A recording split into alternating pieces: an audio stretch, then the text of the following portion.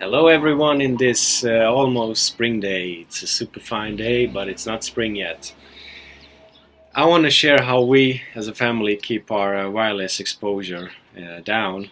We have reduced it. In our house we don't use wireless anymore as we used to.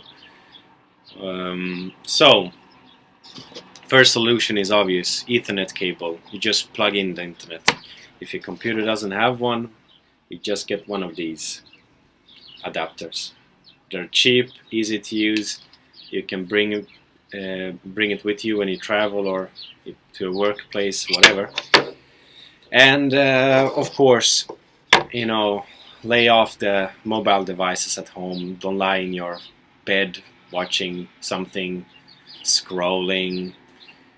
What's the use when you have the computer? You don't need to be hooked up all the time. Second is when I speak on the phone, I always use the speakers or a headset. Simple as that. I don't keep it like this. And I don't talk much on the phone either. You can turn it off. You can have it on flight mode, especially if it's a work phone. And it's up to you. That's the most important thing. It's up to you to choose when you want to be accessible. So, second thing is, I just have a note here I want to read out.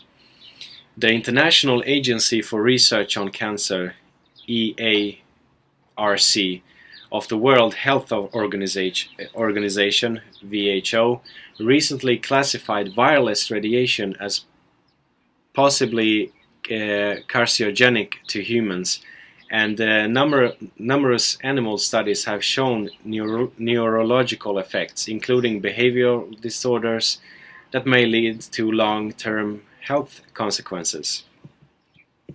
Now, the governments have commented on this, and most people aren't aware that it's actually, you can smoke and you have a sign that says like smoking is bad for you, and they even have it when you buy a computer, but of course it's not that in your face. Whatever mobile device you get or a computer, it will say that when you use wireless, blah blah blah, don't have it too close to your body. And also the governments have on national levels, like in Sweden, and on international level, as I just read from the WHO, they are still uncertain how this affects us. And what's most important is that babies, especially in the womb, and children are more vulnerable because they don't lack the layers that the grown-up person has. We're so filled with things anyways, but they aren't. So why I'm doing a video on this is because I'm not saying like shut it down, all of it. I'm just saying that reduced exposure, you don't have to have it in your home. Why? So it's nothing against the wireless technology per se, just that please, if you thought about it, motivate yourself. I hope to inspire you to just reduce it, and maybe you can affect your working place or your partner or friends or whatever. And also, it's we don't know yet, but I'm not of the opinion that exposure is like so dangerous that you get it, you will feel effects immediately. But I believe that it's harmful in the long run. It's unnecessary, and it causes a clutter of frequencies that affect our bodies and our own natural resonance. So to continue here, I've done some notes. Yeah,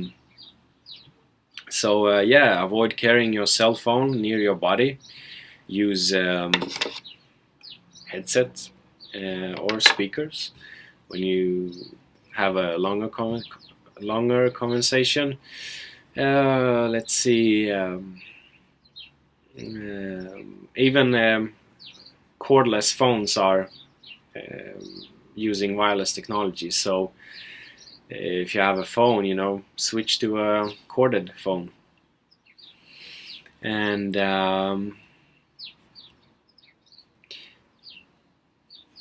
so about children, they absorb more microwave radiation than adults, because they are more fragile and have, they are still not fully developed. Um, Babies in the womb, fetuses, are even more vulnerable. So if you're pregnant, it would be advisable to do as I mentioned in the video, to reduce this exposure in your home. And yeah, I already mentioned this, that cell phone manufacturers, tablets, all this stuff you buy, there's a warning sign there, and even governments are aware of the issues and they talk about it and are concerned and researching on it. And but we are not so bothered by it in the public. Now we have wireless in our schools, in our kindergartens and whatnot. So if you're concerned about this, you're not alone. Reduce the exposure and try to affect your community and your workplace, your kindergarten or whatever.